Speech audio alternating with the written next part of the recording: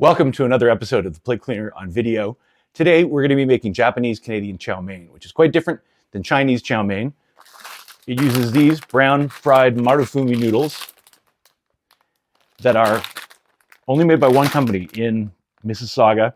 I think on the West Coast they use Farke noodles, but in Ontario this is what we use. It's really essential. And for every bag of these noodles, when I make it at New Year's Day, for 50 people, I use 3 of these bags. For every bag, you need 300 grams of bean sprouts, 166 grams of chicken thigh cut up into fairly small little bits and then marinated in equal parts shoyu and mirin.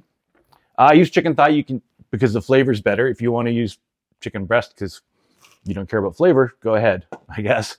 An equal amount of celery sliced thin, 85 grams of onion, diced fine, 40 grams of carrot julienne. I just use a julienne peeler for that. I find it easiest. And then 15 grams of dried shiitake mushrooms that have been reconstituted in hot tap water for a while, had the stems trimmed and then again cut into small pieces, and the strained soaking water from the mushrooms. You'll also need salt and pepper and a few other things, but these are the main ingredients. So let's get to cooking this. Now, when I'm making chow mein for New Year's, I'll use this massive brazier, but since we're only making a little bit, I will put that aside. And we'll make this in a large saute pan. So first we'll add a couple tablespoons of oil. Put that on medium heat. And then on one end, this is my aunt's recipe and this is how she does it, so this is how I do it. You put your onions and your celery on one side of the pan. She does it in a big roasting pan, so it's got a little more real estate. And on the other side, you put your carrots and your mushrooms. And you're going to saute these. You don't want them to get brown. You just want to sweat them really. It's not even sauteing. This is on medium heat.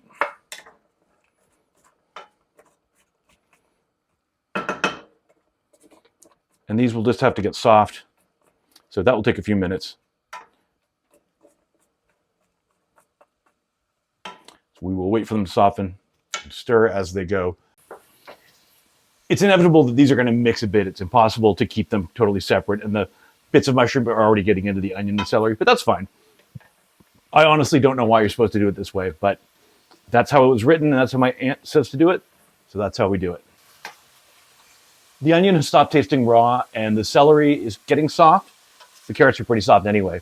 So I'm mixing now to officially combine them. And then I'm just gonna clear a spot in the center. And I'm gonna add the chicken. I'm gonna try to add it without adding all of the marinating liquid, which isn't always possible and is pretty impossible. So now I'm going to cook the chicken. A little browning is good for the chicken, but we just want to get that cooked as well. Everything else is continuing to cook on the outside of the pan. So we'll let that chicken go for a little bit, and then when it is cooked, we will mix those all together. There's more light now. I forgot to move the lights when I changed setups, so I've moved the lights now. The chicken didn't take long to cook because it's pretty small pieces. So it's looking done. I'm going to combine that all together now. And then I will add the bean sprouts.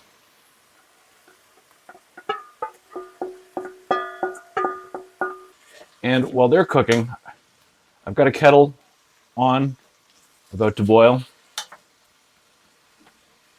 for our noodles. This is looking a little dry, so I'm just going to add some of the mushroom water. Make sure it's looking kind of wet. We want some liquid in there because the noodles can be very, very thirsty.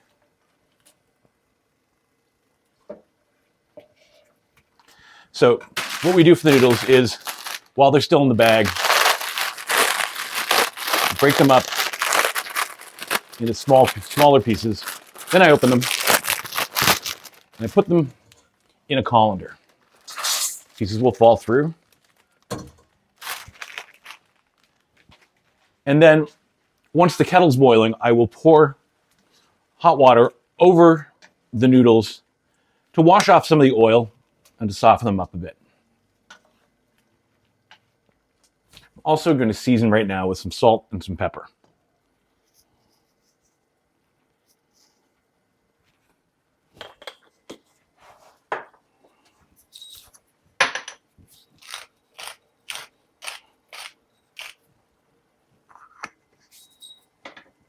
I'll take that water and I will pour it over the noodles just to wash away some of the oil. And then we take the rinsed noodles and pour them out of the colander into the pan. You stir these in.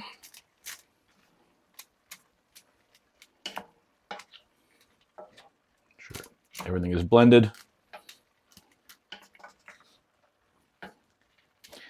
And then cover and turn off the heat. And we'll let it sit for 10 minutes and then come back and taste it.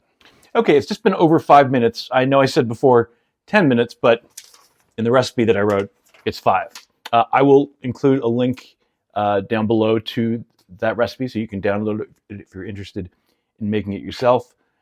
You can see there's a good amount of steam there. That's giving the noodles a chance to soften.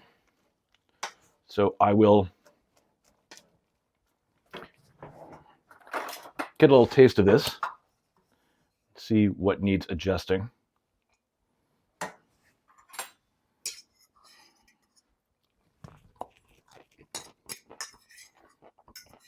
So it's okay. I'm going to do a little bit of addition that I usually have to do. I've got some MSG. I will give a healthy sprinkle of that. And some Maggi seasoning.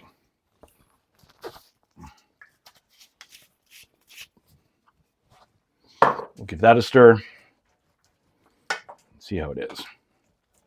There's a good amount of liquid in the bottom, which is nice. That will, again, help the noodles soften. You don't want dry chow mein. You want it to be a little wet. Try it again.